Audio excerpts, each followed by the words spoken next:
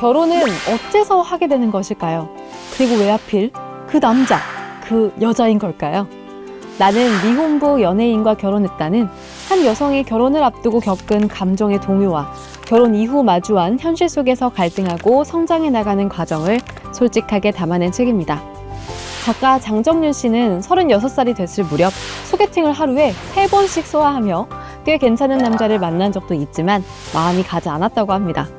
시간이 지나 소개팅마저 끊기던 어느 날 그녀에게 뜻밖의 인물이 나타나는데요. 바로 미혼부이자 연예인 김승현 씨였습니다. 그는 한 달 동안 그녀에게 꾸준히 영화 보자, 술을 먹자 연락했다고 하는데요. 만남을 계속 거절했던 그녀는 엄마에게 이 상황을 털어놨고 돌아온 건 김칫국 마시지 마라는 핀잔뿐이었죠. 결국 생각을 바꾼 그녀는 그를 만나보기로 합니다. 그렇게 비가 쏟아지던 어느 날 밤, 두 사람은 소주 4병을 나눠 마셨고 잔뜩 취한 김승현 씨가 장 작가, 우리 사귈래요? 라고 고백하면서 연애가 시작됐다고 하는데요. 만난 지 3달 만에 상견례, 그리고 8개월 만에 결혼식을 올렸다고 합니다. 하지만 그 행복은 오래가지 않았죠. 결혼이란 건 사랑의 끝이 아니라 현실의 시작이라는 걸 그제야 알게 되었는데요. 이혼까지 고민했던 어느 봄날, 그녀는 카페에 앉아 노트북을 펼쳤습니다. 처음엔 그를 탓하는 글이 될 줄 알았지만 글을 쓰면 쓸수록 그녀는 자신이 여전히 그를 사랑하고 있음을 알아차립니다. 그리고 다시 마음을 고쳐먹는데요. 기꺼이 이 허들들을 넘어버리라. 결혼이란 서로의 힘을 닦고 또 닦으며 살아간다는 것. 어쩌면 지금 누군가의 현실일지도 모를 이야기. 나는 미혼부 연예인과 결혼했다였습니다. 부부는 늘 한마음이어야 한다는 말. 같은 침대에서 자는 것이 사랑의 증표처럼 여겨지는 세상. 그 익숙한 통념에 반기를 든 부부가 있습니다.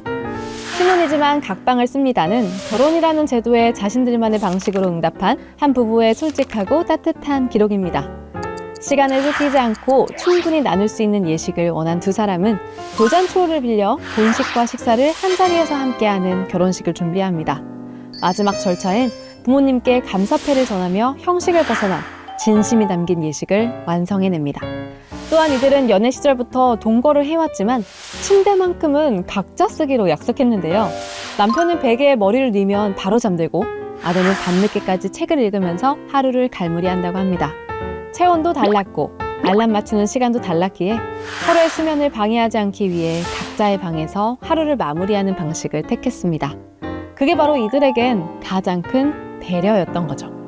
이처럼 각방을 쓰게 된 이유를 따라가다 보면 사랑이라는 것이 꼭 같은 공간을 함께 써야만 깊어지는 건 아니라는 걸 깨닫게 됩니다. 저자는 결혼하면 다 그렇지라는 고정관념을 가볍게 깨뜨려주는데요.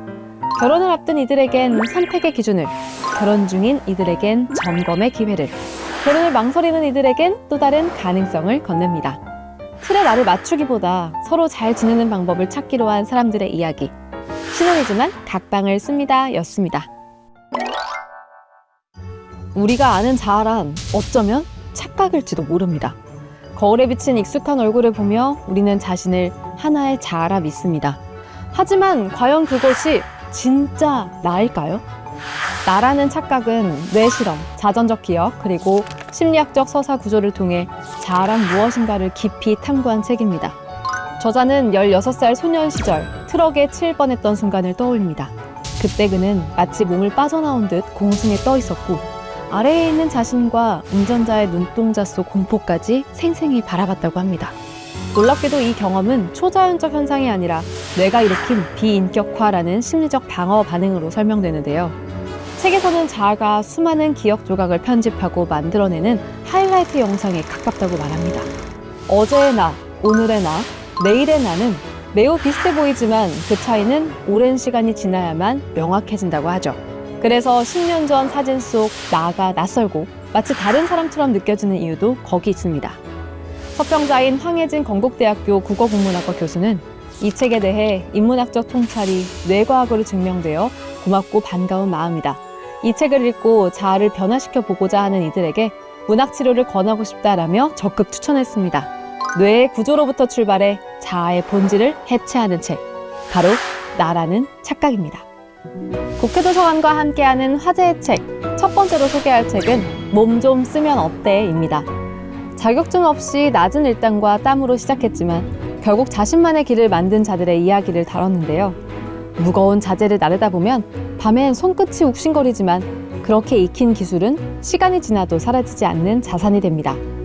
현장에서 만난 사람들이 일궈낸 결과물들이 얼마나 소중한지, 사회를 어떻게 지탱하고 있는지를 보여주고 있습니다.